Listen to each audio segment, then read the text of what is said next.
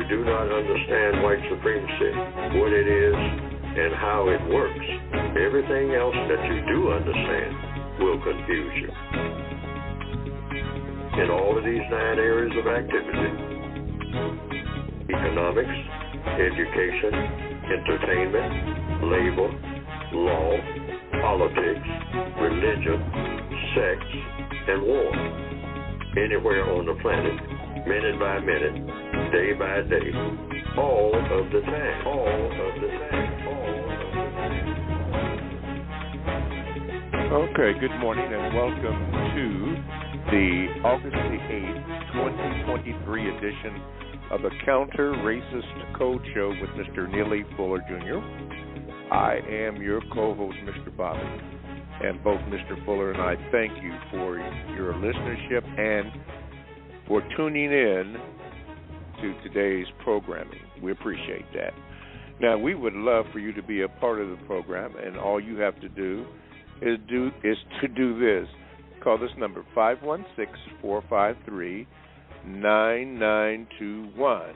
And when you do that, the call screener will get you. Make sure you give the call screener your name so that I can properly give you an introduction. And if you are a first-time caller, be sure to give the call screener your name and tell the call screener that you are a first-time caller and we have something especially for you. Another way that you can contact the show is through my Gmail, and that is the numeral 7, Mr. Bobby, BOBBY @gmail.com. And I will get it. I usually give out a symbol to let you know that I received it. It's called the fleur. It's from, I guess, a symbol of New Orleans, but it lets you know that I have received it. And at a time, not really specified, but when we don't have as many callers, then your Gmail could be read. And if it is, I will let you know that. So don't think that your Gmail goes to waste. It's right here. It's just stacked up. And lastly, if you'd like, you can join the chat room, which is a good thing. All you have to do is go to blogtalkradio.com. You want to click on programs, and once you click on programs, that menu comes up and then shows, and you want to produce just a show, and then the chat room is available on that, and you can get in there, and some good conversations come out of the chat, and occasionally I will read a chat. If something is interesting, I will read it and maybe have Mr. Fuller comment on the chat or whatever was mentioned, and then we'll go from there. However, do not use the chat room to ask me a question to Mr. Fuller. That is what the Gmail and the telephone number is for. So could you please do that, ma'am? Do that, sir. Appreciate that. All the books are in, and you know the deal on that. You go to producejustice.com for all the books and the latest information and updates, and also the podcasts are on there too. So you can, if you missed one, you could review it or get it. And I think they go back pretty far, but it's over there. Tell your friends about that too, those that you may be introducing to the concept or the Counter-Racist Code Show. Very, very interesting. Okay, I think that may be all of the house cleaning. By the way, when you do call in, make sure you press that number 1 button so that you can be heard. Okay, I think that's it. Let's do this. We have let me introduce Mr. Fuller to everybody. Good morning, Mr. Fuller, and how are you? Good morning. I'm still learning. Okay, good. We have a segment that we entitled here called The Thoughts and Expressions on the Mind of Neely Fuller, Jr. Today being the 8th of August, 2023, Mr. Fuller, what is on your mind that you would like to express? Well, under the area of activity, the sixth area, politics, what's on my mind this morning is black people, because politics is really people interaction. Any type of interaction between people is political. When a person says, are you in politics? Are you interested in politics? If you're interested in people, or if you interact with people, just speaking, saying good morning to a person, that's political. Politics, basic politics, is any type of interaction, any type of contact with one person with another. When you talk to another person, you are in politics. That's according to compensatory logic. Not all people will agree with that, but that's what politics is. Politics, police, being polite. Lots of words that are associated with the word politics. That's just a couple of them. Now, under politics, this morning, what I'm thinking about is the continuing, even with all the other news that's going on, black people killing black people. Question mark. And that's what's on my mind this morning. Now, everybody can think about that. Black people killing black people. Question mark. Now, I want all the geniuses out there, white and non-white, and among white people, there are a lot of people who say that they have the ability to figure things out real quick. Or they can figure things out better than anybody else.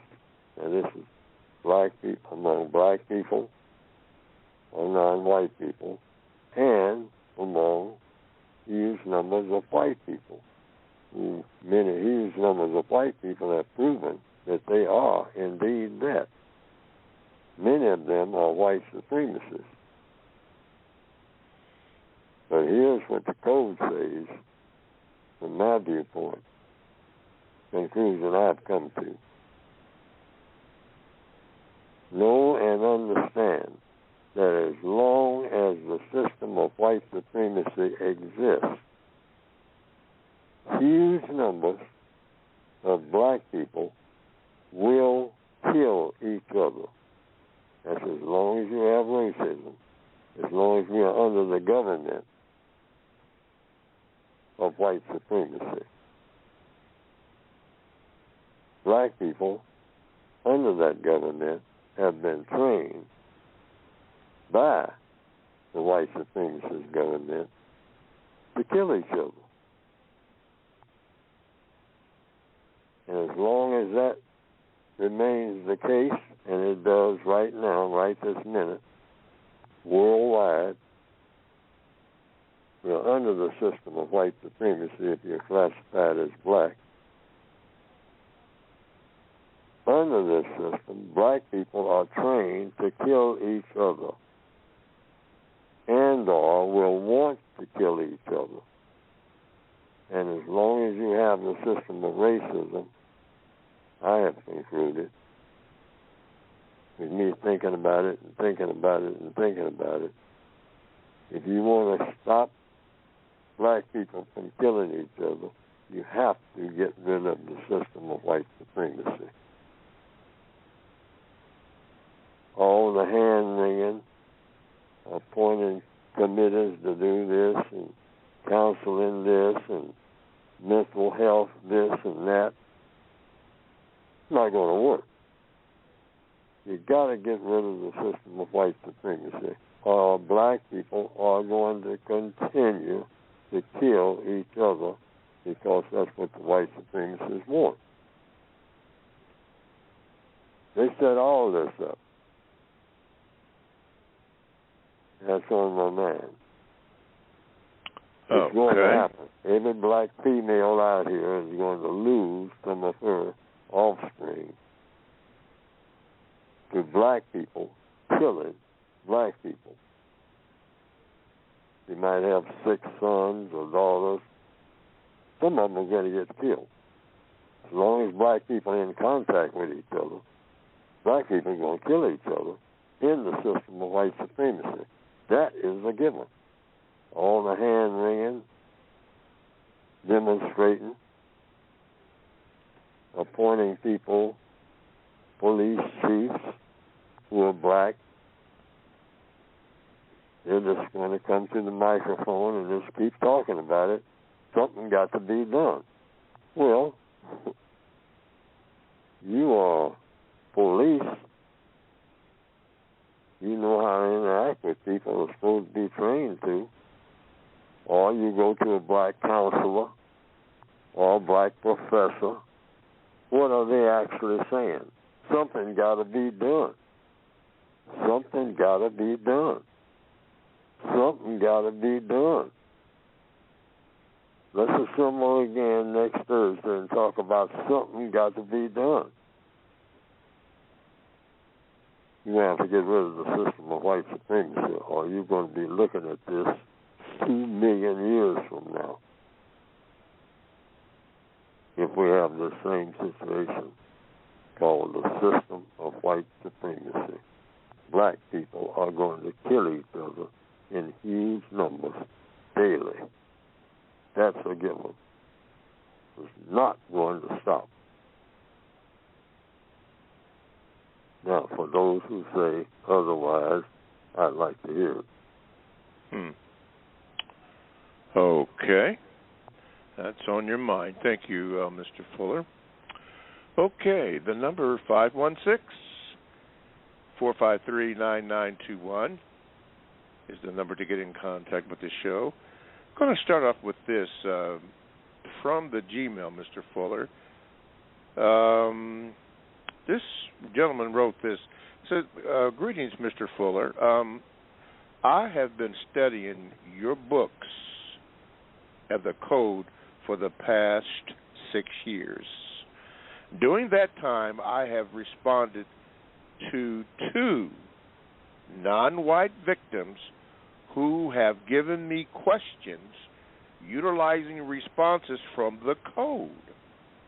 The first was a non-white male who I responded with the 4 wants. What do you want it to do? Why do you want to do it? Etc. He never responded back, and I never heard from him again after corresponding with him regularly before. The second was a non-white female who is my care mate, who asked why do the racist white supremacists move non-white people out of their homes. I responded with a verbal YouTube clip of your describing the 4 strategies: population dislocation, population tailoring, showcasing, and white sacrifice. The response from my care mate was extreme anger and name calling of you. Mr. Fuller, do you have any suggestions on what I can do differently? Thank you, Anonymous. Not at this time. And it shows that the code is telling the truth. It's working by the response that you got. It seems like you ask questions, see, because I say everything is about questions and answers. That won't fail. And it has nothing to do with personalities, Neely or anything else. It has to do with science. And anybody who defies science is going to lose. 1 and 1 is 2. And the person who thinks that they can make it something else can tell the difference between 1 pencil and 2 pencils if it's 2 pencils lying on a desk and you can pick up 1 pencil and actually pick up another pencil. That's science. And it doesn't make any difference how anybody feels about it. They can get mad and stomp on the floor and throw things at the wall and all like that. 2 pencils on a desk is different from 1 pencil on a desk. You got a pot on the stove with fire under it, and you got a pot on the same stove that doesn't have fire under it, and you got water in one pot, and the other pot is sitting there, and you turn out the fire under the empty pot, and you leave the pot that has some soup in it, and I've done this, and it's got fire under it, and I forgot it, and that's a lesson too, even for this morning. Don't walk out of the room with something on that stove, or you just might forget that you left that fire on, because you're going to smell something eventually. That's science. So I've been telling people, those 4, you asked about those 4 wants. Oh, yeah, you're going to get people upset and angry. But all you're doing is asking a question. All they got to do is provide the answer, even if the answer is what? I don't know. Yes, which sir. is the answer to most questions. But most people don't want to say they don't know. Okay. So they start getting mad and cussing and throwing things. Yeah. And that's all you got to do. Is just say, well, I don't know what I want to do. What do you want to do? When you come right down to it, I don't know what I want to do. Now you're being honest. Okay? And those are dynamite questions. Yes, sir. Dealing with those page 171, 172. And you ask that question of yourself first, including, why am I asking this person these questions?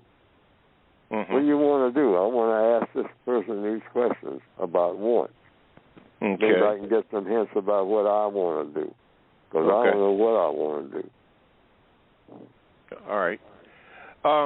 Now, before we take the calls, just to be clear, you started off asking, question about, and you answered it, black folk killing black folks, and you said that the white supremacists have taught us to do that. Now, you clearly answered that question.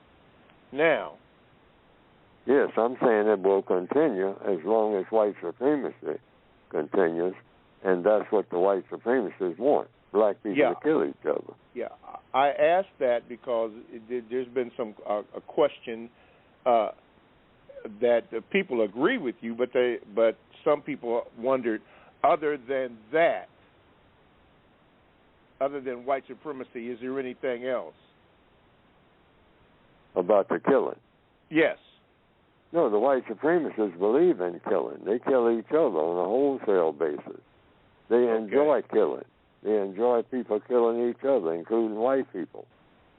That's the system of white supremacy. It's about killing.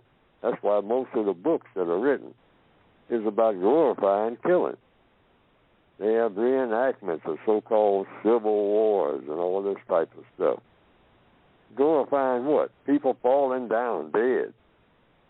Oh, that looks good. Somebody falling down dead. That's better than people walking around alive.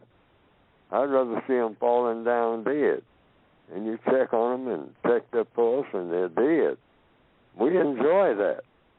We get all other people to enjoy it. Go around looking for it. Gun in hand, sword in hand. All of our heroes are people who kill people. Well, what about the doctors that have to patch people up? Oh, well, they'll do. But mostly it is, we don't even think about doctors that we get sick or something, but yes, a doctor and a nurse, they ain't nothing. I mean, there's somebody to do business that you just have to. But the killers, put them in books, right? Big books about them, 900 pages about John Dillinger. Okay.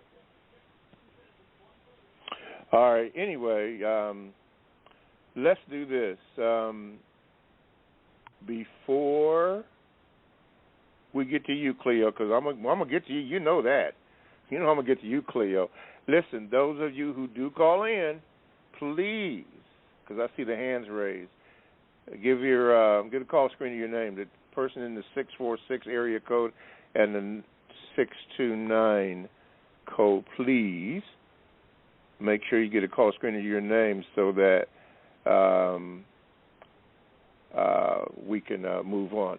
Mr. Fuller, before we get Cleo's call, because my man, he always has something good to say, can you repeat what you always say on every program that I've ever heard you speak on, whether with me or anybody else?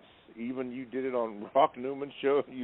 You always say this about if you don't understand white supremacy. And the reason why I say that, because I think on my observation that goes over some people's head. But could you repeat that? You even have it in the front of the book. You repeat it all the time. But can you repeat that so that people can actually hear what you are saying? Yes, I can. Because I'm looking at the book right now. And so that I don't make a mistake with my decrepit mind, I'll read it directly what I put in 1971 in the book, the original. If you do not understand white supremacy, then parenthesis, racism, because the only form of racism is white supremacy, okay? Yes. So I'll start again. If you do not understand white supremacy, parenthesis, racism, dash, what it is, comma, and how it works, dash, everything else that you understand will only confuse you. Go back again. If you do not understand white supremacy, racism, what it is, and how it works, everything else that you understand will only confuse you. I stick by that statement. Yes, sir. Yes, sir. Your whole life will be confusing if you don't understand white supremacy. I mean, everything else that you understand is just going to confuse you, because white supremacy is tied to everything that you are about if you're black on planet Earth. On planet Earth. Now, if you're black on some other planet, that's a different thing altogether. Yeah, well, we ain't even there yet. Yeah. Okay, thank you. I heard Carl Nelson even mention that on his program. It takes a while. It even took me a while to really get the gist of what you were saying, and I had an epiphany on not on this program, but on a radio show that you and I did. Let's say the light came on. Okay. All right. Anyway. Let's get the light on in Houston. All right, Cleo, get ready. I'm ready for it, my brother. Thank you, Dollar Bill, for the holler. Here you go. Cleo, get ready, man. You are there. There you go, Cleo. Good morning. Good morning, everyone. Long live NFJ and forever live Logic. Mr. Bobby, as always, I'm so grateful and appreciative to you, Robert, Sharon, Moonpie, and the entire CRCS crew for your ongoing partnership with Mr. Fuller in this very important life work. Mr. Bobby, this morning I have a very quick VGQ statement to share of my personal experience, and then from that statement, a quick question for Mr. Fuller. So, Mr. Fuller, whenever I engage with suspected white supremacists and use the code of framing my statements into questions, they tend to get offended or annoyed. When asked if my question offends them, They downplay it, but then use passive-aggressive behavior in the form of menacing looks or avoidance. My question to you this morning is, what would be the next best thing to do when encountering this situation in any area of people activity? Okay, I'm gonna say this again, and because I have to remind myself on many occasions. I mean, see, logic takes no prisoners. I mean, logic is going to be logic, and anybody who defies logic is in trouble. So that refers to me too. All I do is just try to find logic. Then I point it out to other people. I didn't invent logic. The creator of the universe did. So when people get angry, tell them to take that up with the creator of the universe, because that's what you're supposed to be using. And if you use anything out of the code, you're doing that because it's logical to do that. So all you do is like I say, Neely Fuller's a signpost. If it's this way to the Grand Canyon, I put up a sign saying this way to the Grand Canyon. Now, you can get mad about it all day long, but that's between you and the signpost. You don't have to obey it at all. That's another thing. You don't pay no attention to it. Just go off driving in any direction and say, I ain't paying no attention to that sign. But most people going down the highway will pay attention to signs, particularly the signs telling them, are they on the correct highway? Now, if I'm on Highway 329, and that's where I want to be, I'm going to stay on that Highway 329 if that's where I want to be. That's where I want to be. And as long as that's the only sign around here that says this is the way to go to the left and not to the right, 329, and the arrow is pointing to the right, I'm going right. Now, I can say that it don't seem right. I mean, I don't want to go that way. It looks like a storm is coming up going to the right. But I'm on 329, and where I want to arrive at, I got to go right. I can foam at the mouth. I can cuss everybody out. I can get mad at whoever made the sign. I can do all of that. But the truth is the truth. We black people have fierce problems with the truth. Because we love to lie to ourselves, because it makes us what? Feel good. That's all that is. When we lie to ourselves and tell us things that are not true, because it hurts, we feel better.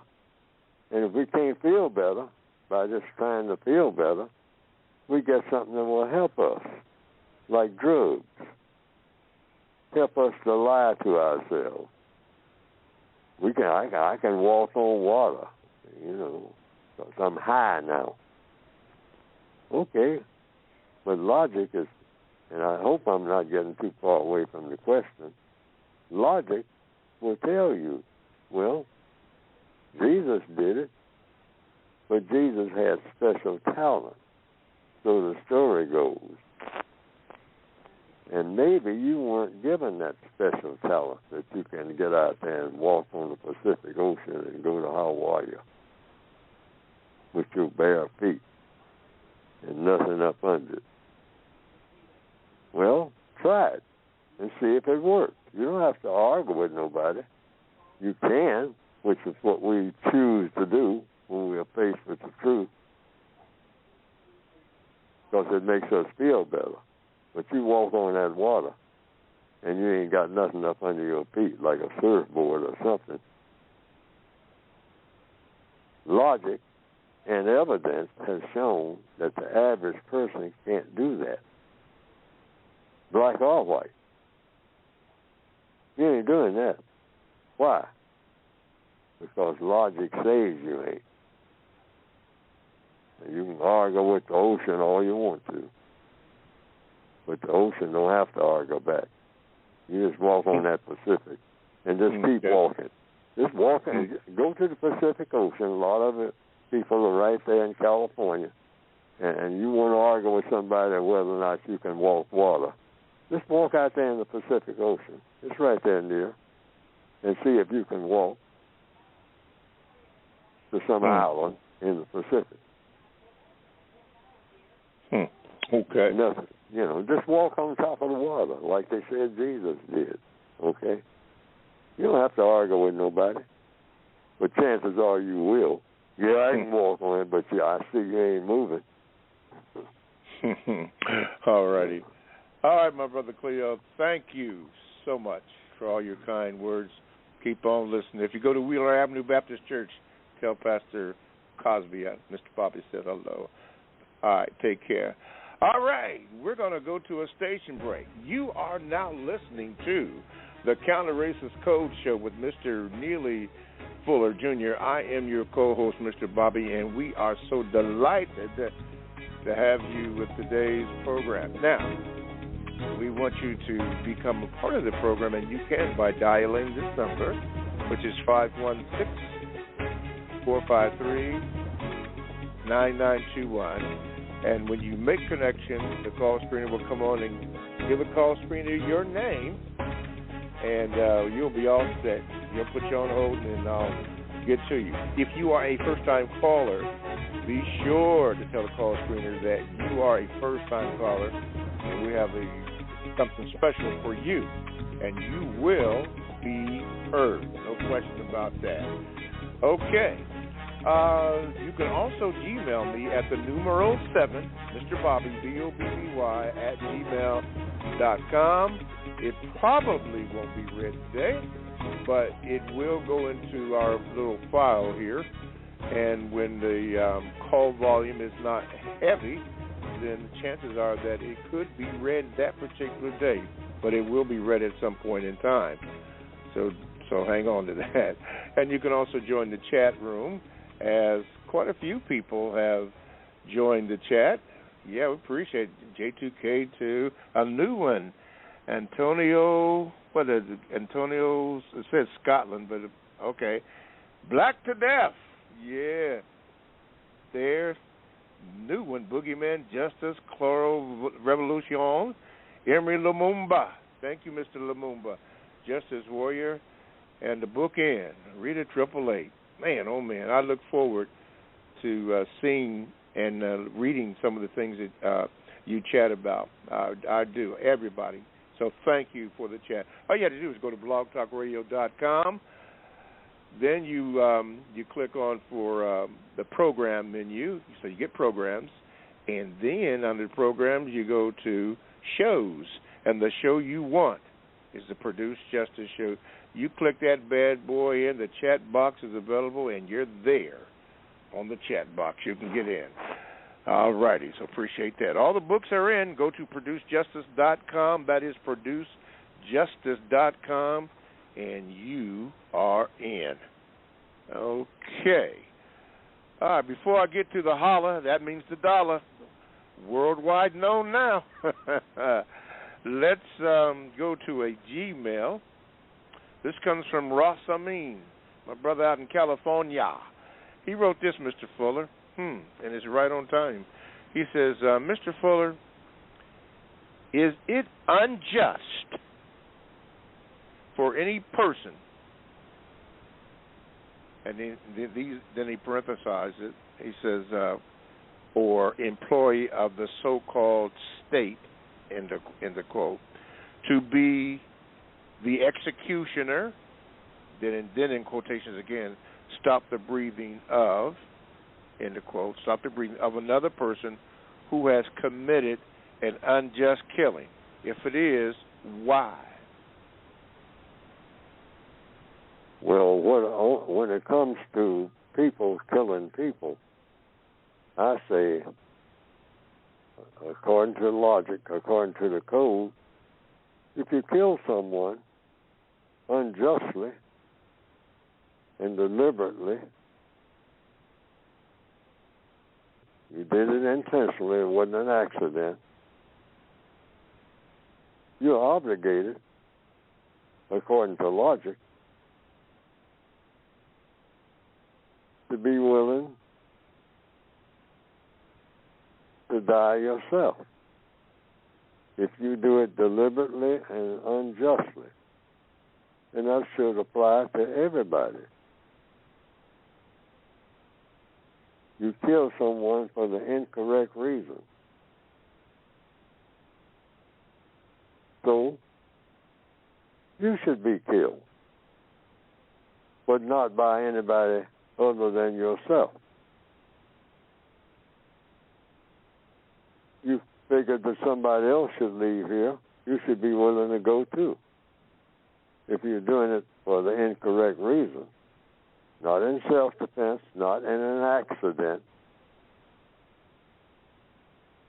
But you just said this person shouldn't be here.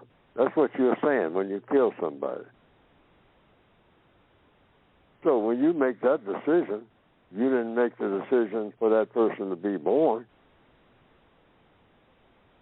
So you're going to be that arrogant and say this person should die? Why? Because that's how I feel about it. And I'm going to kill him because I'm mad about something. You say, well, is the person harming you, or, you know, are you under threat or something? The person is trying to, they're swinging a sword at you or something, and you're in desperation trying to get away from the sword, and you picked up a hammer and threw it at them and hit them in the head and it killed them. No, you shouldn't die for that. That's self-defense. You acted instinctively. Mm-hmm. It's nothing. You're trying to get away from the person. They kept swinging that sword and getting closer. But now, if you did, in answer to the question, according to the code says this: no third party should kill you. That's strictly between you and the person that you kill. And the code book says you owe that person an apology.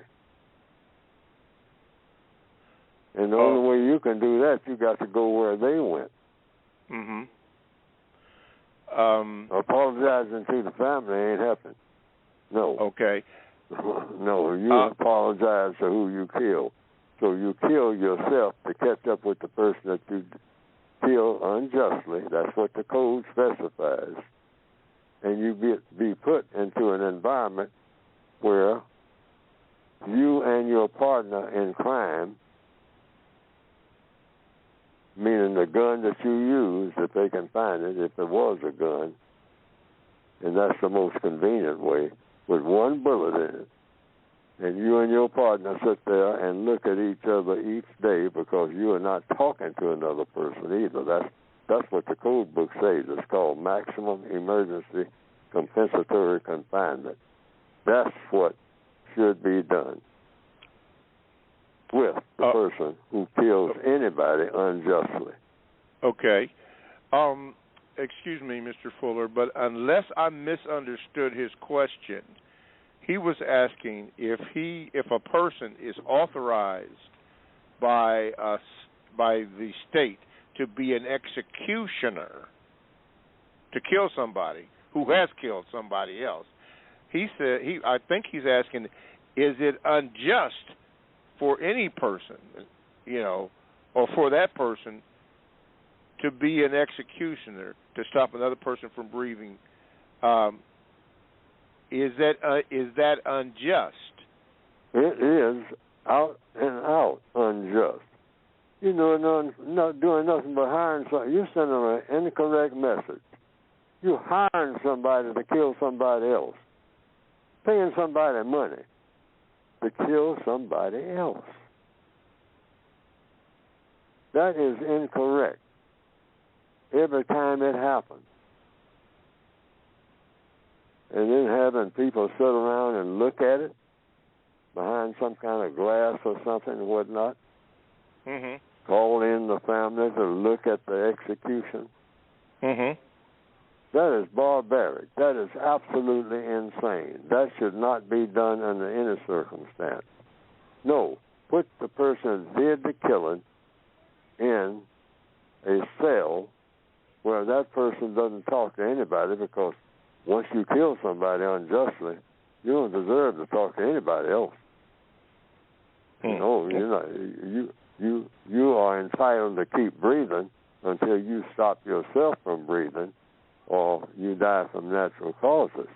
And you should be put into an environment where that's all you can do: eat, sleep, and think about what you did.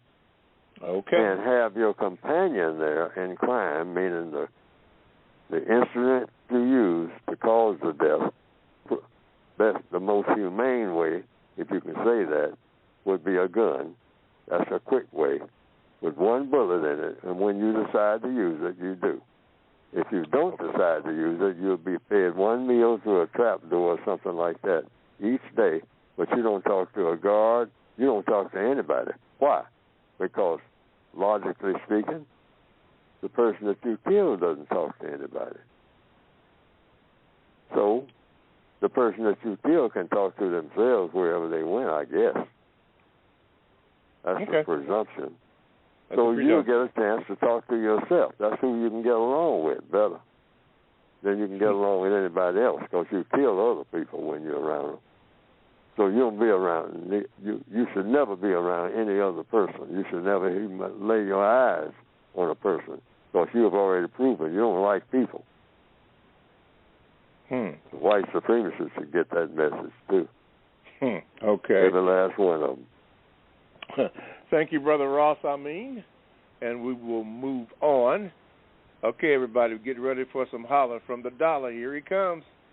Here he comes. Dollar Bill, you are on with Mr. Fuller. There you go. All right, Dollar Bill, go ahead. Thank you, Mr. Bobby, and good morning, gentlemen. I'll get right to the point. I hope I'm coming in clearly. Yes, sir. I want to thank Mr. Fuller once again for all he has done for us in reference to writing his book. I have two questions, Mr. Bobby, so I'll be quick. So my first question is, you talked about blacks killing blacks today as something that was on your mind. And I would just like to know, well, you said to get rid of it is to wipe out the system of racism, white supremacy. So if we wiped out the system, what you're saying is that will stop black folks from killing each other. I understand the system of white supremacy is driving us to do a lot of things, but my question is, what exactly are the white supremacists doing to the blacks that are killing themselves? Well, the question is, what are the white supremacists doing that makes black people kill each other? Kill each other, yes, sir. Everything in every area of activity, economics. See, when you ask black people, why do black people keep killing each other? Everybody's vague. Well, they need to go to church. Well,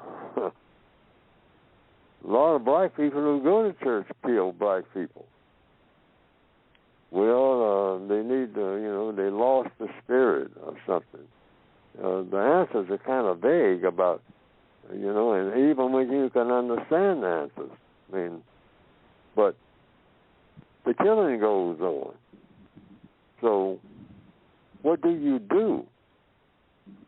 See, I turn on the television every day, and everybody's having another meeting about what can be done. And everybody walks away just shaking their heads. So I ask the question, but what I see the white supremacists do, they govern everything. See, the white supremacists are master psychiatrists. They deal with the mind. They are the best in the world when it comes to dealing with people's minds. The white supremacists of this planet are top-notch at playing mind games with people. They're the best. Nobody is as the best mental manipulators as the white supremacists. That's why they run the world. and running everybody's business who is people of color, every last one of them. All of my business. So that's why, in answer to the question, that's why I blame them for black people killing black people. They're in charge of us. They're in charge of our minds. They know more about what we're going to do today than we do. We don't know what we're going to do. We just get up in the morning and wait for the white folks to tell us what to do. Truth be told. Even when we think we're doing something on our own. Hey, man, I'm in the hood, man. I run the hood. You can ask everybody around you. Everybody know me. Well, who's running you? You running the hood. Who is running you? That's why you hide out in the hood. You don't go beyond that hood. Why? Because it's scary out there. Your grandmother goes beyond it because she's got to take all the hits that you'd be taking. You hiding, Mr. Gangster. I mean, it's real bad when it comes to going up and down the block and killing black people. When he crosses that line and makes a mistake and kills some white grandmother with a stray bullet, he knows he's in big trouble.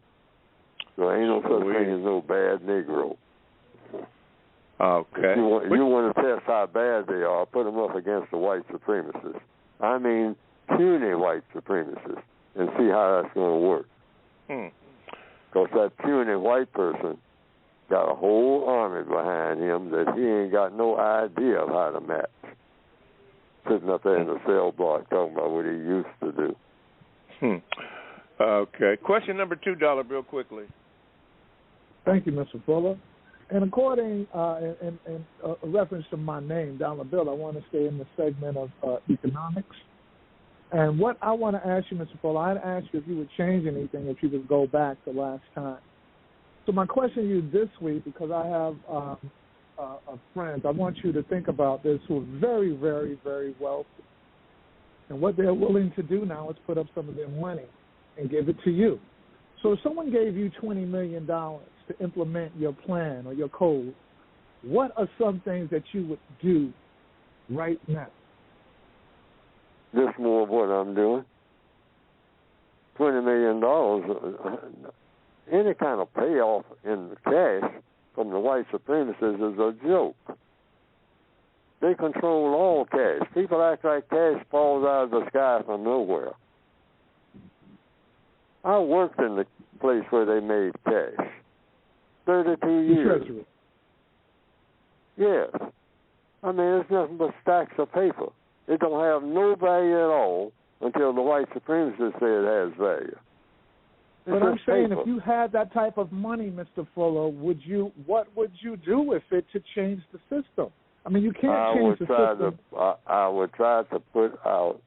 I thought I answered the question, but I'll answer it again, being precise. I would keep doing what I am doing now on a larger scale. Try to get people to understand that if you're black, all of your business is being run by white supremacists, people who do not favor you, to put it politely, on account of the color of your skin. They are against you and against anybody who has your color. And they are in charge of every move that you make, whether you realize it or not. And everything that has to do with economics, education. If you want an education, which way did the white folks go? So I can get educated all over the world. If you got color in your skin, when you want education, you better look for somebody white. Okay? Every black professor will tell you that, if he'll tell the truth, or she. Entertainment. If you want to get in the big-time entertainment business, make that real big money, sell out crowds, you better be talking to somebody white, or you ain't going nowhere with that guitar. Okay. All right? Labor, law. You want a job. What do black people say? I got my graduation now. I just came out of school. I went to 5 of the top schools. Now I got to do what? Look for a job. You better be looking for somebody white. Yeah. That's who you're going to be looking for. You might go through 15 or 20 black people to get there. But you're going to be talking, when you really talk about the big cash, you're going to be talking to somebody white. Or everything that you know, you're going to have a piece of paper to prove it that ain't going nowhere on this planet. All righty. And on and on and on. In any area of activity. Now, I either told the truth or I didn't. Okay. Dollar Bill, thank you for the holler. Appreciate it. Mr. Fuller, a statement came up in the chat room from, Boogeyman Justice. And I think maybe if you could explain this. He wrote, I kill and then kill myself. Then he put LOL laughing. I don't think that will happen. Mr. Fuller, can you explain the logic behind when you kill somebody and you get locked up, with that bullet, you kill yourself, emergency situation, maximum. Can you explain that again? Why the logic behind that? Because it's called the law of compensation. See, the way it's done now, somebody else, it's not about punishment. It's about logic. If you have enough nerve to kill something or someone, now according to some scriptures and whatnot, it's already okay to kill animals, or even call animal sacrifice and all like that. There are a lot of question marks about that. But when it comes to a person, killing a person, you kill a person that you didn't create. You might have reproduced it, but you didn't create it. So you should be real serious about taking something out of the universe that you didn't create. Just on account of you mad about something. No, you can, you're able to talk or communicate in some way, sign language or something. See, people are supposed to talk things out. That's the logic. Solve problems by talking. Because if you keep talking, asking questions and getting answers, that's the procedure. The answers will come if you talk. If you just keep talking, the answers will come about how to solve problems. But if you decide to terminate somebody, rather than talk it out, whatever the differences are, and come to conclusions based on talking or communicating, sign language or whatever, and resolve whatever the dispute is. If you keep talking, you can. This is how it's always done. This is how scientists solve problems. They talk back and forth, back and forth. Well, let's try this. Let's try that. This is how inventors operate. Well, back to the drawing board. That's a common expression. Well, that didn't work, so let's try something else. Let's try something else. Cooperating with other people. And that's how things get done. That's been proven over and over again. That's the best way. But some people get impatient because they feel bad today. And just walk out on the street with a gun and just start kill anybody. Kill everybody. Why? Because I'm mad. That's, black people have been carefully trained to do that. Some of us can restrain ourselves, those who haven't done it yet. But huge numbers of us are just too impatient. We don't have any patience with each other. Try to figure out, why are we arguing? Why are we cussing? Why are we screaming into the cell phone about what I'm going to do to you? And so, if you go so far as to kill someone, you should be willing to kill yourself. You didn't create yourself. But if you're in the business of killing what was created for no logical reason, other than you're mad, and just look at the word itself, I'm mad. That means you're insane. Madness, mentally unstable. Jeffrey Dahmer. I don't know why I do this. I just do it. I need love. Whatever. I need money. So you kill somebody? That's the way to do it? Yeah. That's what I do.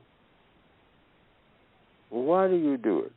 Well, because things ain't going right. Get in my way.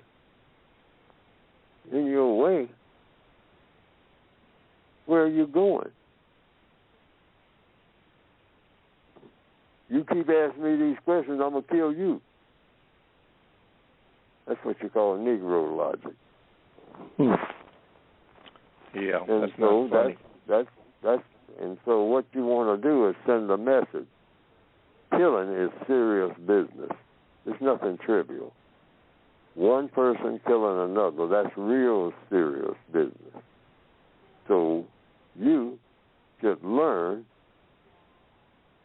the difficult way, since nobody can talk to you, that's not something that you do.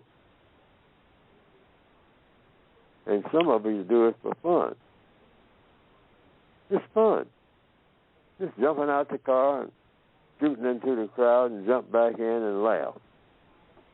Driving down the highway. Top speed. This is fun. Well, a person has to be taught something, and that is killing people for an unjust reason should never be fun. Okay. And this is one way of doing it, in answer to the question. Okay, thank you. Yeah, put that person in a situation where that person never talks to another soul at all. Can't be mad at people because you cut yourself off from people, because you cut this other person off from interacting with people, the person that you kill, so you just experience what they experience. Mm-hmm. And you do it by your own hand. That's the beauty of it. Now, you can choose not to do it. You'll be fed one meal a day. That's all you need, because you ain't using a lot of energy just sitting there looking at a gun all day in a cell that's soundproof, because you don't need to hear anything except your own voice. Since you know everything, you can't learn nothing, don't want to learn nothing, because you already know everything. So why do you need to talk to anybody? See, that's the logic of it. Why do you need to talk to anybody? Since what you do is when you talk to somebody, you want to kill them. All right. You talk to yourself. So maybe you can talk yourself into killing yourself. Try that on for size. That's the logic. That's the logic. Okay, thank you, Mr. Fuller. Well, we have concluded the first hour of the Counter-Racist Code Show with Mr. Neely Fuller, and we do thank you for your participation. I forgot to have Mr. Fuller speak about the book, but don't forget the book that you can get by going to producejustice.com, producejustice.com. We made a lot of mistakes today, but we'll try to get better. But for those who have to go, hopefully we'll see you next week. But for those who are going to be around. Stick and stay. Don't go away. We'll be back in 5 seconds. Thank you.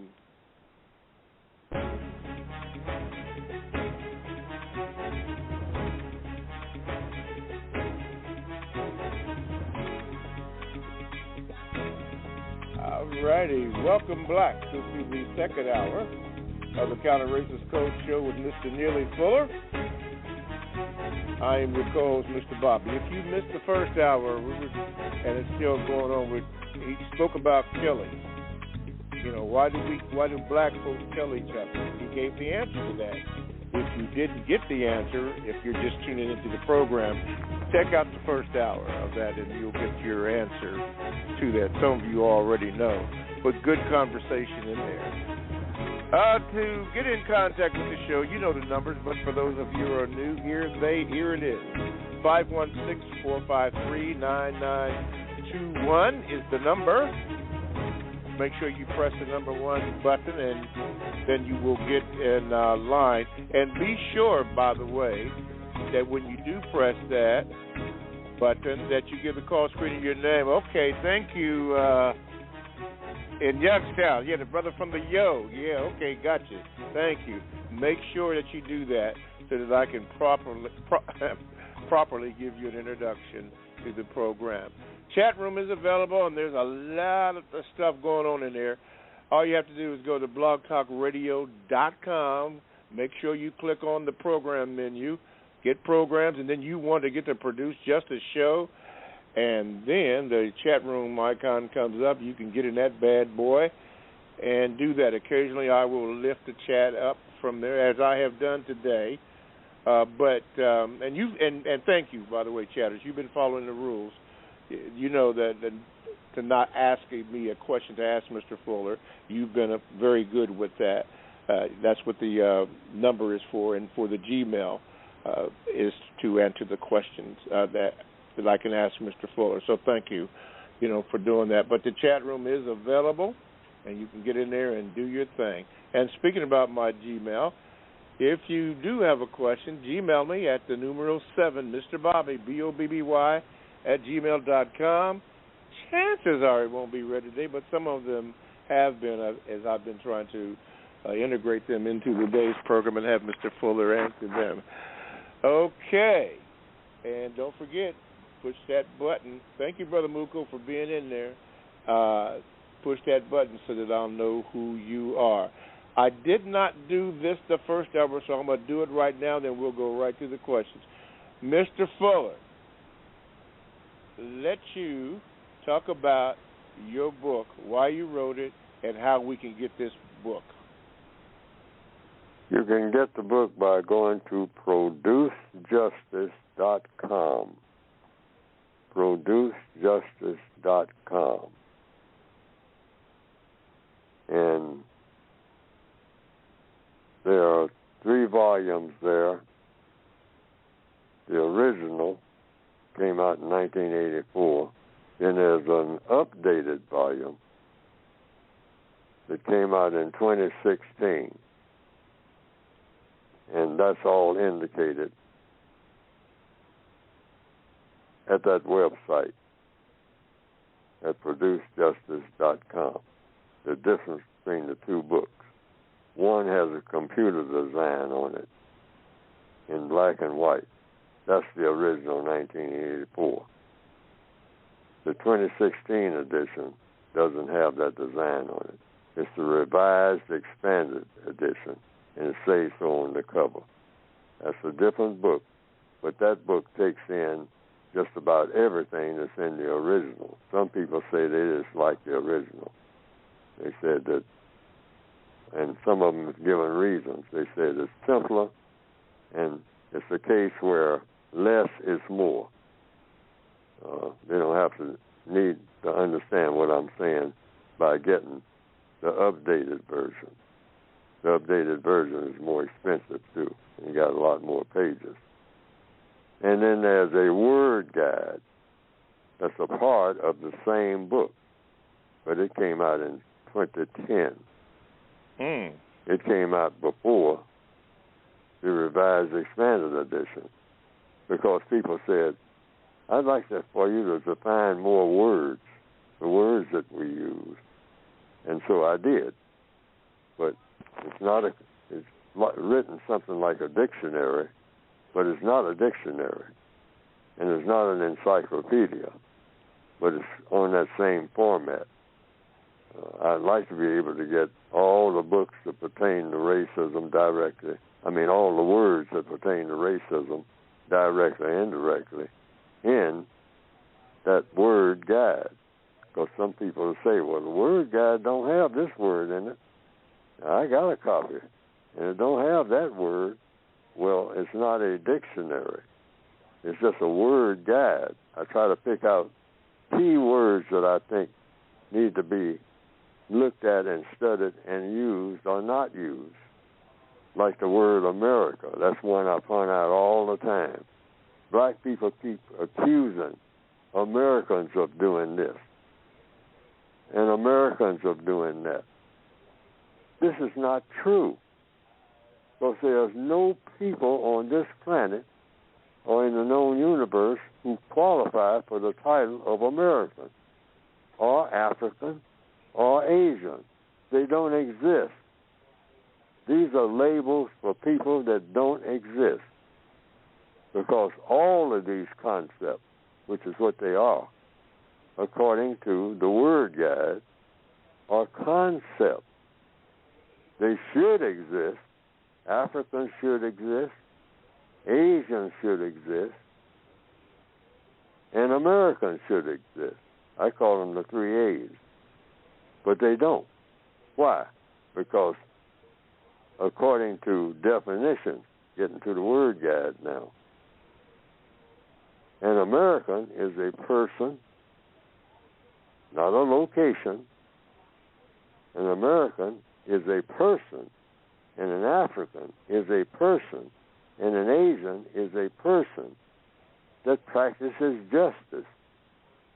And nobody practices justice. So these people that are called Americans, Africans, and Asians do not exist. Because all of these categories of people are people who practice justice. And nobody can practice justice in a world that's dominated by white supremacists. Why? Where's the logic? Because you can't have justice and white supremacy on the same planet at the same time. That's impossible. So these are words that should exist, because they should apply to people that do exist, but these people do not exist. Nobody can practice justice in a system of white supremacy. That's impossible. That's the most powerful government on the planet, the system of white supremacy.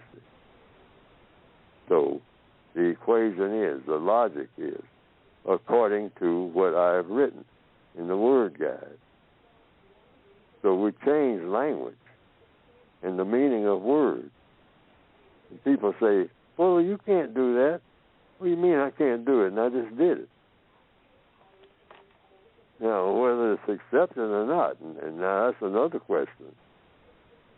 It's a matter of whom you're talking to. I accept it, and I stick by it, and I go into court with it on any kind of case that comes up. Because I'm not going into any kind of court situation where I'm being judged without taking my book.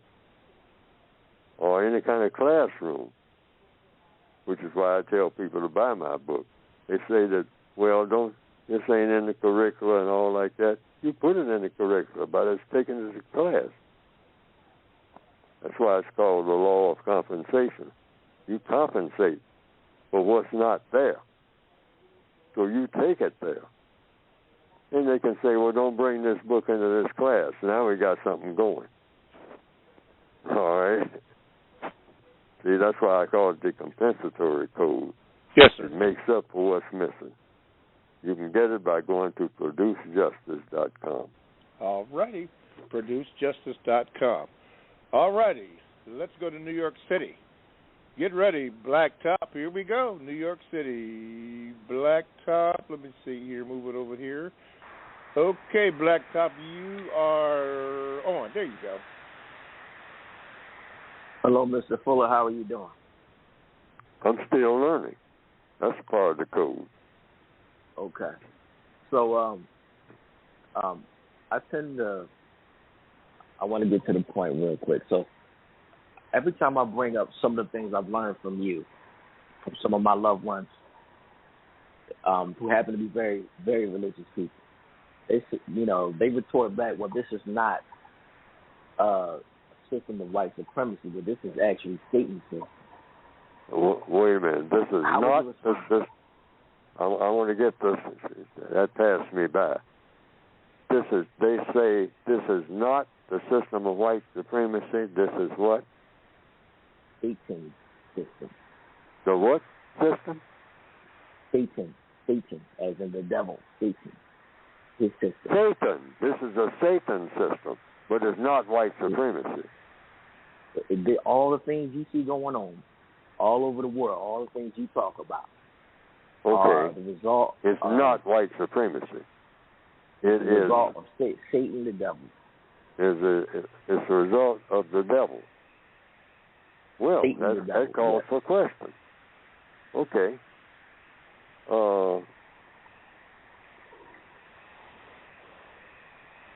On the white supremacist, devilish, or if it is, who is Satan? And how do you deal with Satan? Because this is called a compensatory code, meaning when a question is brought up, there's an answer to that question. So if it's not white supremacy, it's the devil. How do you deal with the devil? Do you want me to answer that? Well, no. I mean, whomever is making these statements should answer. That's why I call it the compensatory code. See, everything in compensatory logic is about questions and answers. Why? Because it's been proven that all problems are solved through what? Questions and answers. There's no exception to that. That's the laws of the universe. You're not going to solve a problem without questions and answers. So, if white supremacy is not the problem, and the devil is the problem, what do you do about the devil causing problems? That's the question. Oh, okay, so you're answering are you asking me? I'm saying this is what the codified procedure is. See, if this is presented from me, because, see, I have to do it according to the code, because I wrote the code, and people are calling in, asking me questions.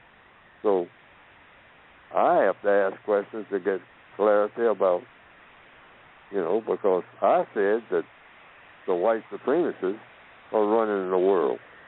Another person said, no, it's not the white supremacists, it's the devil.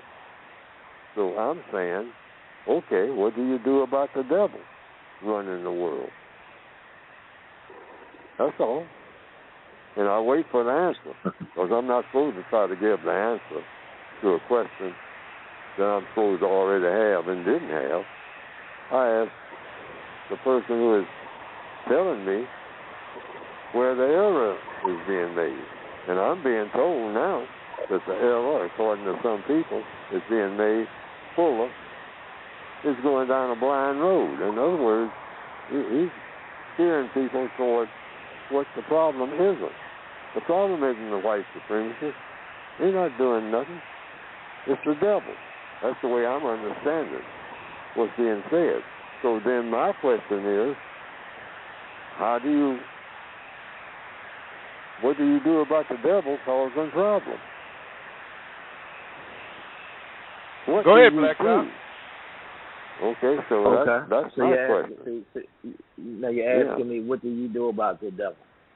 Yes, that's what, according to the code, that's what you're supposed to ask the person who said the problem, because we're talking about solving problems, and Neely Fuller's running around here saying the problem is the system of white supremacy. It's dominating people's behavior all over the world. It's the most powerful instrument for doing evil, the white supremacists. They're telling everybody what to do. Now, Neely Fuller's being told, no, Neely Fuller, you got it wrong. The white supremacists ain't doing nothing. The devil is doing it. Well, it could be. So then my question is, see, I'm not rebutting it. I'm saying all problems are solved through what? Not through Neely Fuller, through questions and answers. So the question is, for everybody, what do you do about the devil? How do you deal with the devil to solve these problems that are being caused by the devil? The devil is causing the problem. The devil made them do it, whatever it is.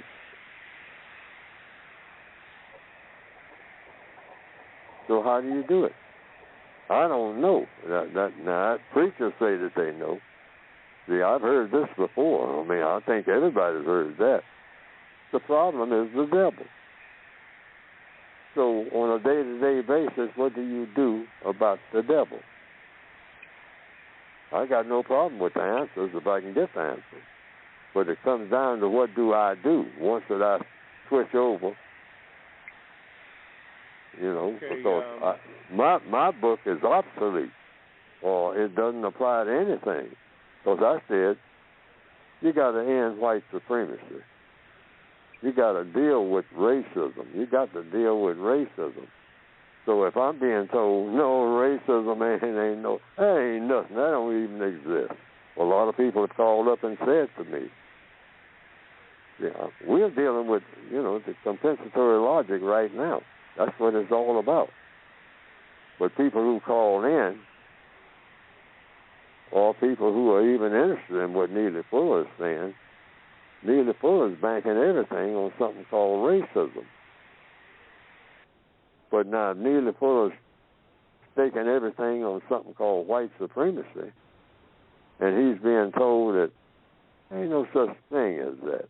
It's the devil. Then Neely Fuller, what I'm doing shouldn't even be listened to at all. Deal with the devil. That applies to me and everybody else, as the devil is the problem. Okay. But how do you go about doing that? I want to know the details. Okay. You got any details, Blacktop? Because we're going to have to move on. So you got any details or what? So did they tell you the people that you're talking to? Yes. Yeah. So when I have these conversations, and I've had them quite frequently, the answers always go back to the Bible and following. Now, see here. Now, since you asked me, I'm not. Yeah. Go ahead, sir. Okay, so not just the Bible, but following the footsteps of Jesus Christ more closely, and following His example. So wait a minute. I want to get this down for the whole world to hear. The way to deal with it, first of all, you follow what? You follow the Bible and Jesus Christ. Wait a minute. 1, 2, 3, 4. That's where the compensatory logic works. Follow the Bible.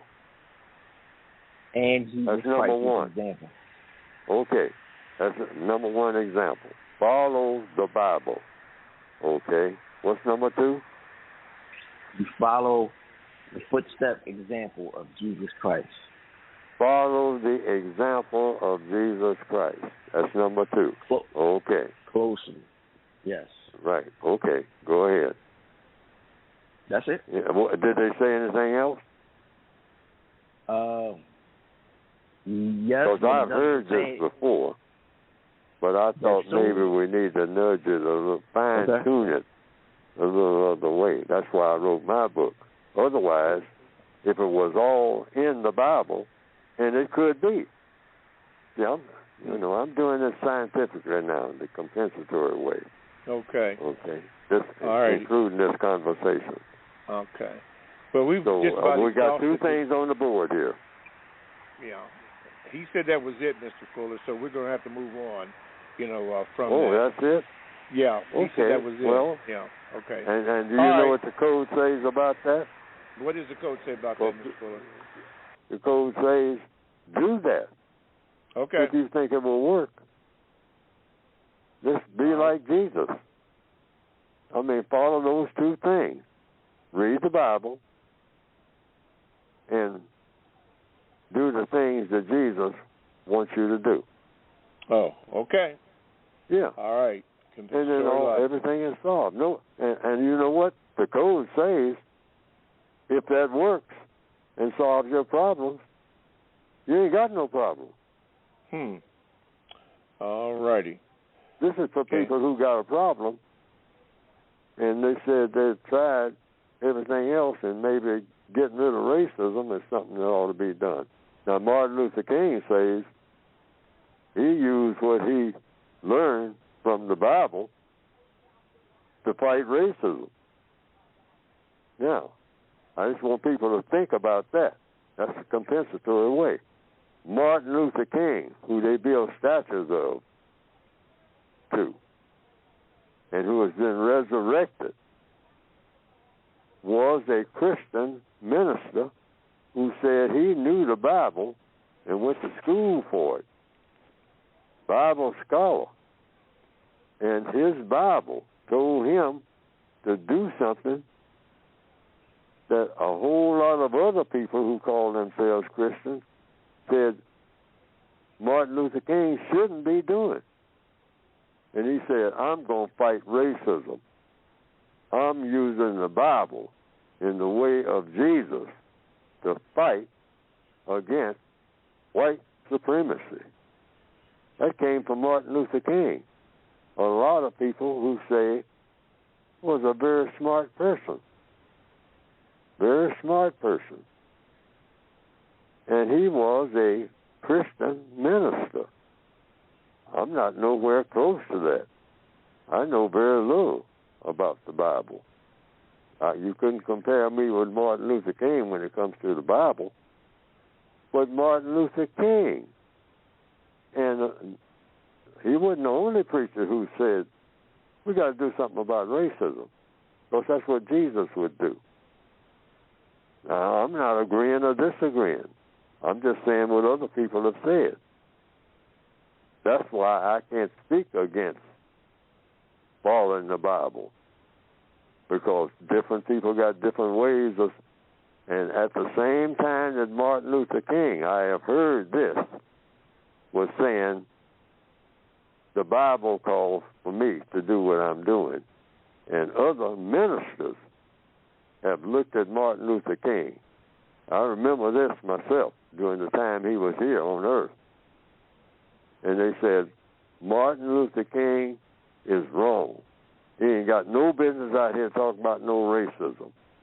That ain't the problem. The problem is the devil. They were saying that.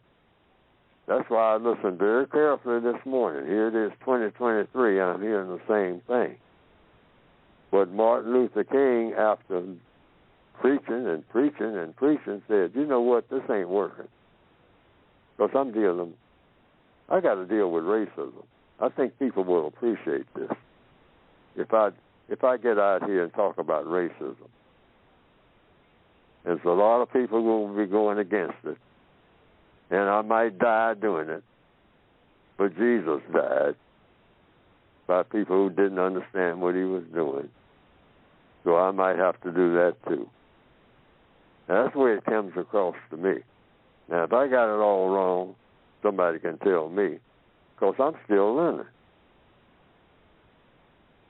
This question that was brought up today about, okay, well, which book do you use, the Bible, or do you use Neely Fuller's book? Well, maybe you can use both. Just maybe. I don't know. I'm still learning. I want people to understand that. I am still learning what to do, because I think somebody ought to be doing something. And so I'm just trying to do something. Because people keep saying, Why don't somebody do something? So I'm doing what I think will help. Some people say it helps. One of the first people to read my book was a fellow on my job. And he brought that book back to me and said, you know what you got here for? You ain't got nothing. There ain't nothing in this book that'll help me do anything. And my response to him was, according to the compensatory logic, which is what the book is about, if this book doesn't help you to do anything, then the book doesn't help you to do anything. But it might help somebody. So I said, that's the way the book is supposed to work. It helps the people who need help doing something. Since everybody keeps saying somebody ought to do something. About what? About my problem. And I think my book helps some people to solve some problems. I know it does for me. And the Bible helps me to do things to solve my problems. I've read some parts of the book called the Bible. And from what I can understand of the Quran and of Buddha and of the Mormons, and what I've been told is that the original Mormons couldn't stand black people. Said that black people were some type of creatures that were completely alien to the way of the Mormons, whatever that means. Now, later on, they changed their minds, but here again, hey, you're a person that has religion, and your religion changes? Well, wait a minute. Religions, do religions change? I mean, you know, I thought religions, when I started out hearing about religion, I thought religions were absolute. But then they say, well, no, religions change. Sometimes you even change the name of the religion. Oh, well, now, I'm learning something. Okay? Preachers disagree with each other? Yeah, they do. Sometimes they kill each other. Oh, wow, preachers killing each other? People who go around preaching, killing each other? Because they disagree about what the good book means? Yeah, kings kill each other about what the good book means. That's what I'm hearing. And then I'm seeing evidence of it. What are we talking about? Problem solving. Hello? Okay.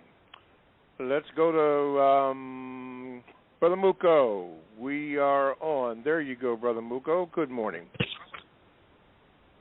Hey, greetings, Mr. Fuller and Mr. Bobby. I got one VGQ and a question.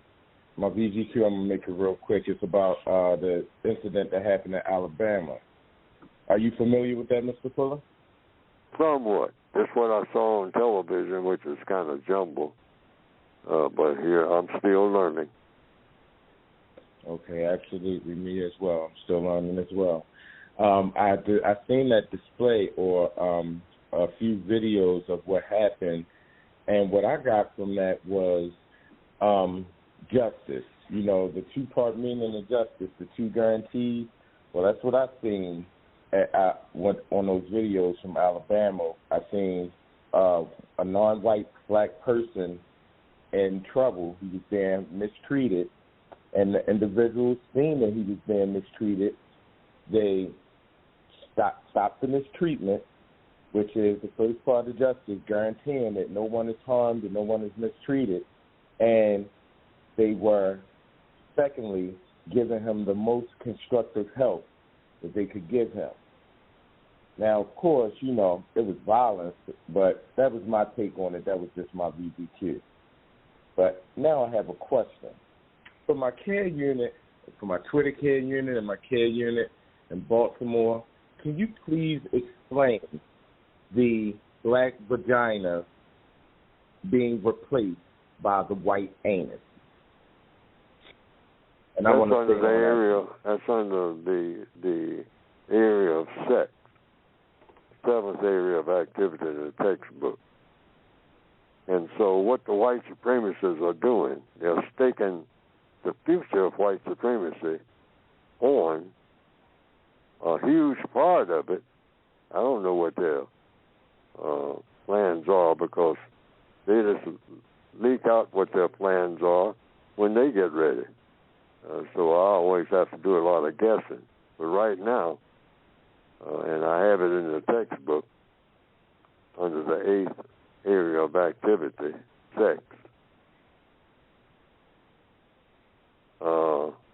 the white supremacists are trying to direct, and they are being successful so far at it, because lots of black people are on board with it, and that is gender scrambling. There's all kinds of words for it, I guess. I have a bunch of them that I think the white supremacists are going to come up with. Gender bending, et cetera, et cetera, et cetera. And they're saying that what the plan is, according to what I see, is that they're going to have black females all wanting to marry each other. First of all, wanting to marry white females, Barbie. That's why they resurrect Barbie. The white supremacists are behind this. Well, the standard for femininity and purity and the greatest thing that ever happened to the universe is Barbie. Look at Barbie and you got it all. That's what the universe is all about. Particularly for you black females with your black selves. Look at Barbie and look at yourself in the mirror and ask, mirror, mirror on the wall, who's the fairest of them all? And the mirror speaks back.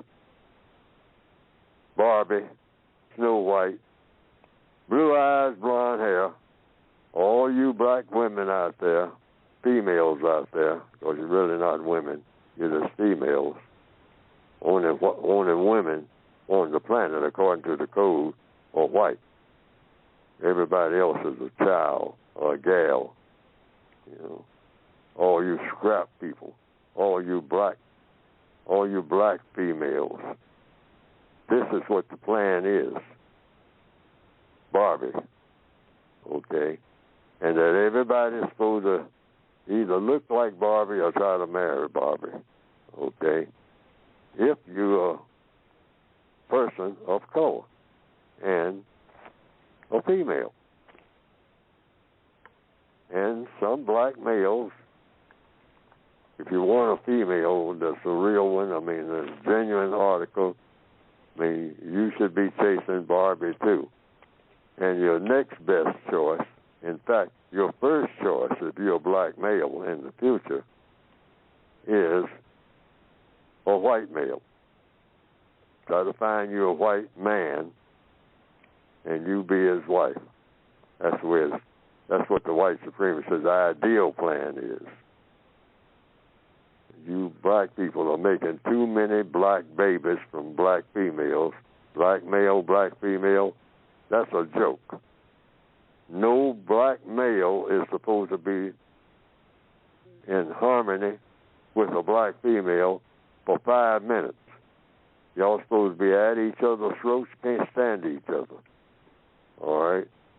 All you black males, get out here and write a song about anybody that looks like your mother is the B word.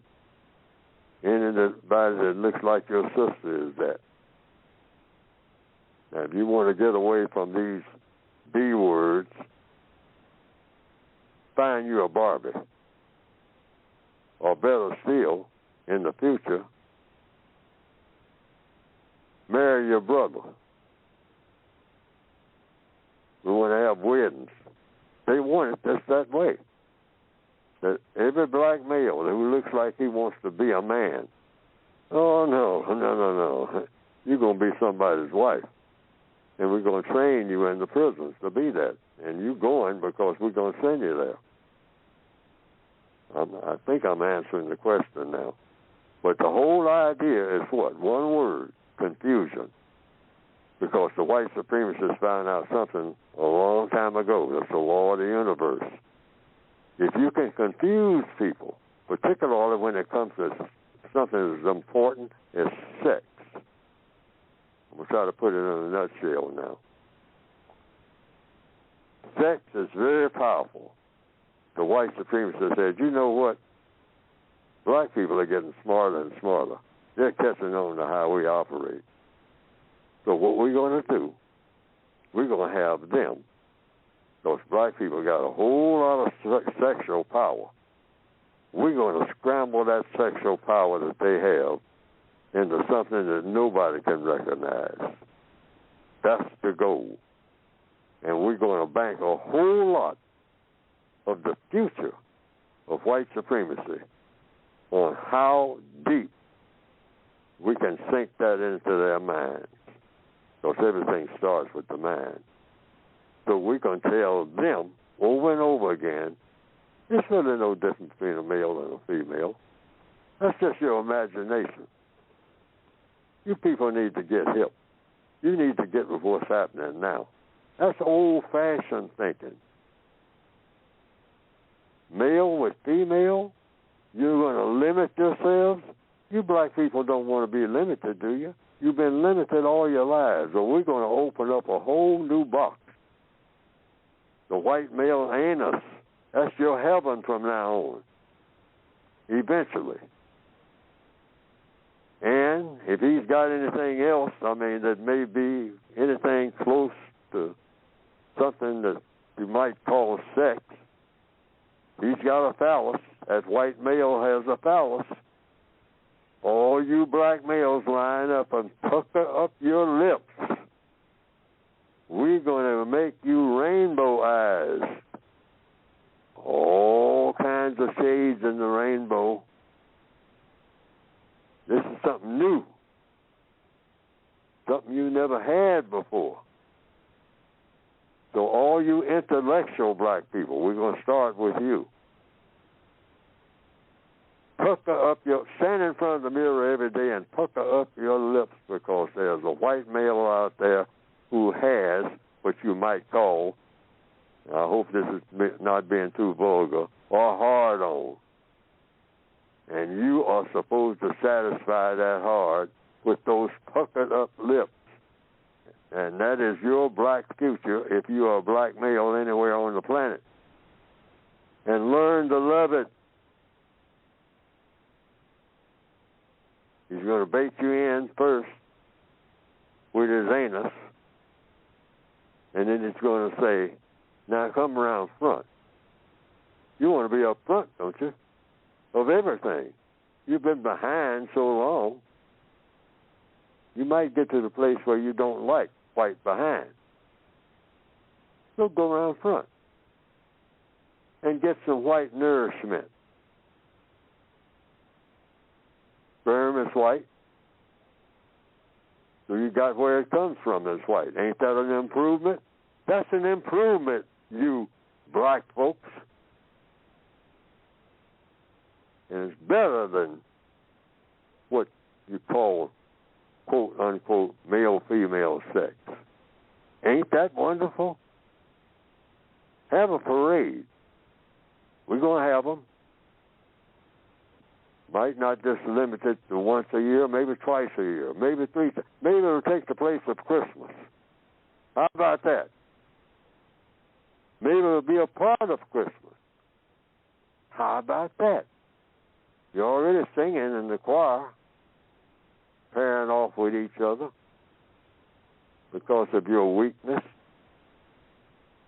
That's what the white supremacists have planned for black people.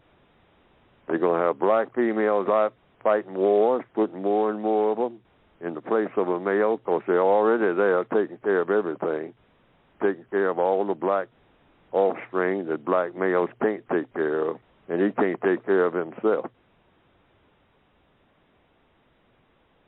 So but he can't do nothing for the black female. The white supremacists know that, and we as black males, I know it. The black female has been protecting me more than anybody.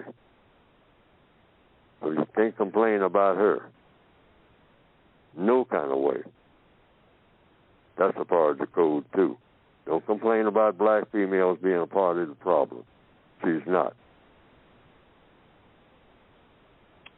Okay. She's carried us what little way we have to go.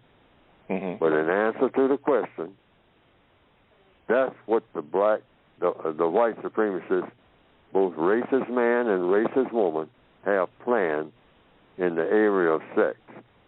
That black people are going to be the most messed up people on the entire planet. Because, see, they're doing a whole lot of what they want us to do, because that's how you bait people. It's like they use a lot of drugs, okay? And they know that they lose people from doing this, but that's a part of the gangster equation. Like Clemenza said in Godfather 1. He said, Michael, see, we got to, among ourselves, we sell drugs to the black people and all like that, but among ourselves, we kill each other every now and then. It cleans out the bad blood. We got to do this every 10, 15 years. And it cleans out the bad blood. But we shake hands, and it's like after the so-called Civil War, and then go back to beating up on black people. Okay? But every now and then we got to fight each other about who's going to get what. That's among the white supremacists themselves. They understand that. It's a gangster operation. That's part of the gangster code. Say, but we are still not one of the people that we are exploiting. We're not one of them. They're not us. We're not them. We fight them all the time. We fight each other every now and then. Mm-hmm. So the white supremacists say, mess up the black people in the area of sex. Mess up all the non-white people. Everybody with color in their skin as much as you possibly can. Have them confused about what gender they are and all this. Confuse them. And if you confuse them in sex, it's easier to confuse them about economics, education, entertainment, labor, law, religion. You can confuse them real easy and everything else once you get absolute control of their sexual tendencies so that they don't even recognize what sex really is. So the white man's anus is the new black vagina. That's a part of it. That's just a lead-in. I mean, when they really crank up and get this thing really going full steam, I mean, you ain't going to recognize what sex ever was among black people. And right now they are doing a job like it's unbelievable how fast it has worked. Okay. All righty. Listen, we're way overdue. Thank you, Brother Muku, and I'll keep you on. You're listening to the Counter Racist Code Show with Mr. Neely Fuller. We are way overdue, but we're going to get it in anyway. For those of you who are on the line, we're going to try to get you in here. So, and for those who want to call, here's the number, 516-453-9921. You can call in if you would like. Please leave your name to the call screener so that I can properly give you an introduction. And if you are a new caller, then, of course, give the call screener your name, and then they will let me know, and you'll go right in there, and we'll get you on the air. You can also join the chat room. Go to blogtalkradio.com. Then you want to go to programs, and then once you hit program menu, then the shows, and then the chat room becomes available when you go to, you want the Produce Justice show, the chat room comes up and you can get in there, and they are really doing it in the chat today. And lastly, you can also Gmail me at the numeral 7, Mr. Bobby, B-O-B-B-Y, the numeral 7, Mr. Bobby at gmail.com. There you go. And that, Mr. Bobby, is BOBBY. Be sure to do that. You can do that, and then I'll send you a symbol that I did receive it, and then it will be read when the call volume is not as strong as it is. Okay, don't forget all the books that can be available by going to producejustice.com. That is producejustice.com. All the books are on there, including the 1984 edition, which is the original book. I found out today that the Word Guide, which is also included in there, was issued out in, I think Mr. Fuller said 2010. But you can also get the revised version, the 2016 edition. It's in there. Anyway, all good books, all relevant. Well, make sure you get it. The Word Guide is just what it is. It's a word guide, not a dictionary. Not a dictionary. Okay, let's see here. I believe that's it. Okay, Brother Muko, you're on hold. So we're going to go to the Yo. For those who don't know what the Yo is, that's Youngstown. Don't be messing up there. Youngstown, Ohio. Talif, we're going to get you in, and hang on, Leona. We're going to get you too. Okay, Talif, wait a minute. Let me see here. Talif, there we go. You're on, brother. Go ahead. Yes, sir. Good morning, Mr. Bobby. Yes, sir. Mr. Fuller, how are you both doing? It's been a few weeks since I've been on. I run a business, so I get pretty busy. But I was going to touch on that. They're calling it the Montgomery Brawl, but somebody already touched on it. The only thing I was going to ask Mr. Fuller, well, I had a couple questions. Our people act like we actually won something. They're talking about our ancestors are proud, but I won't even touch on that. I'll let Mr. Fuller probably going to have to take a look at that for a few days because there's probably going to be more people asking him. But I do have one thing to ask Mr. Fuller.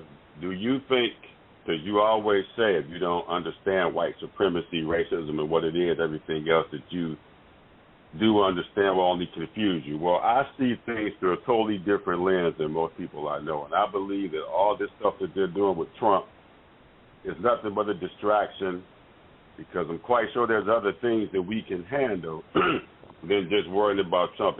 If the Caucasian wants to take care of Trump, they will take care of him. But you see they got melanated people going after him, DAs and attorney generals, and I'm quite sure that's all in the fix for them. So, Mr. Fuller, if you could speak on that, I just look at it as a distraction and more confusion to our people because he's not going to get any time. So I think there's just a ploy for them to distract us off of really what's happening and what we should be focusing on. And thanks again, Mr. Bobby and Mr. Fuller. I'll be looking forward to your answer, and have a good day. All right, Talif, we'll keep you right there. Okay. Mr. Fuller, you care to respond to that, please? Well, it could be. It needs to be thought about. I think about it. And I just say it's just a part of the whole thing. That's why I like to use some movies as a sort of a guide in thinking. And I use The Godfather a lot, Godfather 1 and 2, because just like I said earlier on this program, the scene in Godfather 1 where Clemenza, one of the gangsters of the Corleone family, on the firing range in his basement, was showing Michael how to fire a gun, a pistol. Even though he had been in the Army, you mostly use rifles, shoulder weapons, and that's a specialty. Shooting a pistol is different from using a rifle. So even though Michael had been in the Army, he was being shown how to use a revolver the gangster way in the basement of his house. And while he was teaching him how to use it and what to do, how to kill some people in a certain circumstance, he was talking to him about what the guns were for. Every now and then, the mobsters who were supposed to be working together would have a falling out, like they do, like gangsters do, like drug dealers do. Well, then they weren't in the drug business, but they were in other businesses that were gangsters. So he says every now and then we have a falling out about the money, because that's what it's all about. And so we have groups that go one way and groups that go the other, and we have a little war with each other. Every 10, 15 years we have it to clean out what? The bad blood between people who really do business with each other. Like in any business, we're competitors. So every now and then, we're feeding off the same customers, so we have disputes about who's going to get what. So that doesn't involve the customers directly. We just kind of push them aside for the time being and tell them, let's just stand and wait for our products or whatever it is we're giving or selling to them. And we fight each other. And it's not personal, it's business. So that's one of the main things that has to be understood by black people, in my opinion, is that when you see white people fight each other, and they fight each other all the time, they kill. The Ukraine and all like that. It's not personal. It's about business. That's why they can kill children and say, well, that's unfortunate, but that's the cost of doing business.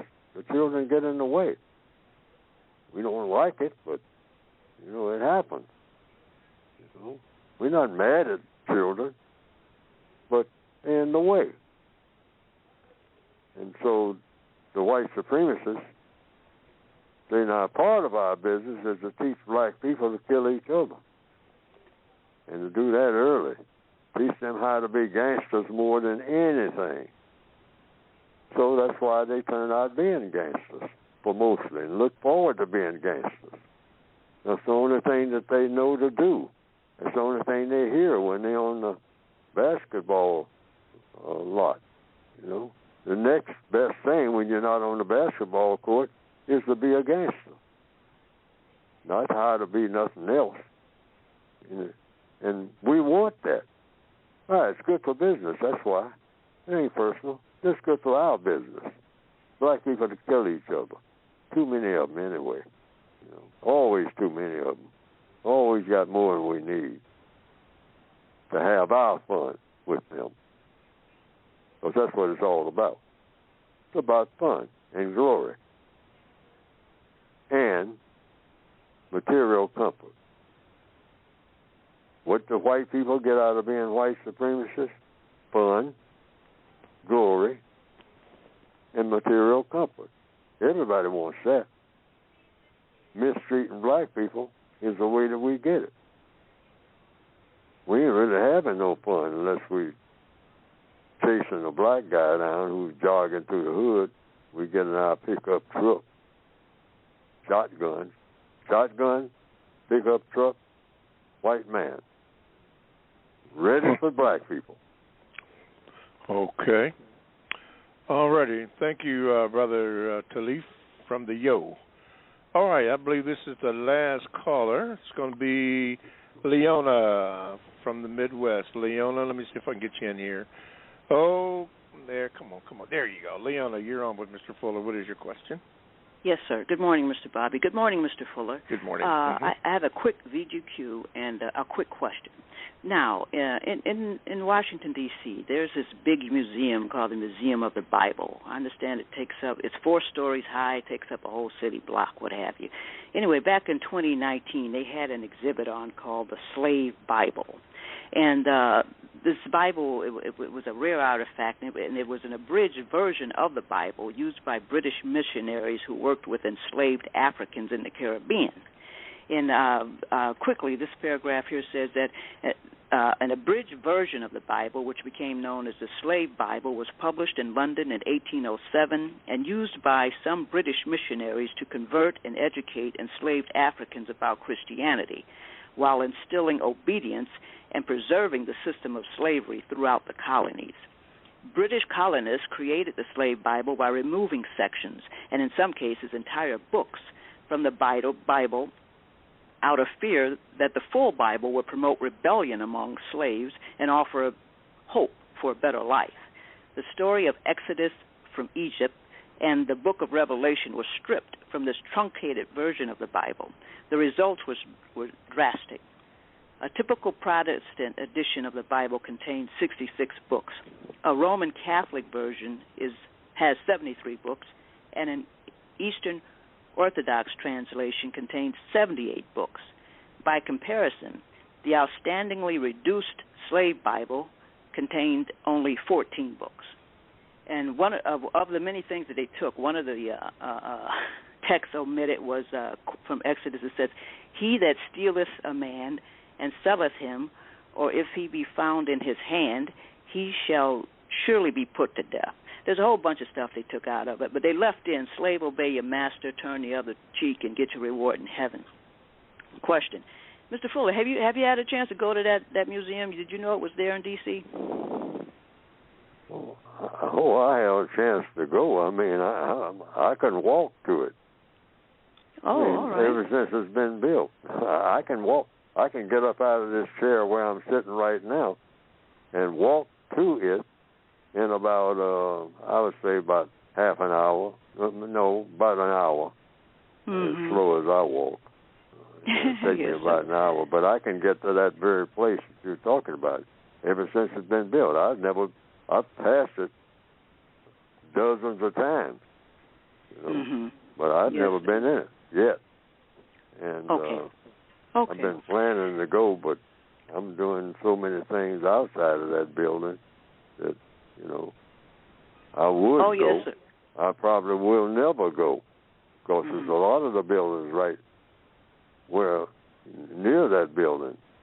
Some of them I've been in, others I haven't. But when you're talking about getting information and talking about the information you just put out now, that there are a lot of books of the Bible that are not in the Bible, because Bible just means book. From what I've been told, the word Bible means book, holy book.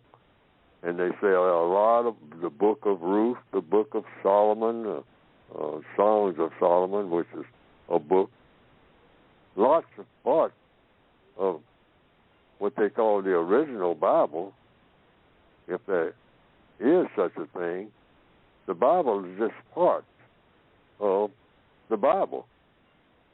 And I think most preachers say there are maybe dozens and dozens and dozens of books of what is made up called the Bible. It's not just one binder that has it all, like the King James Version.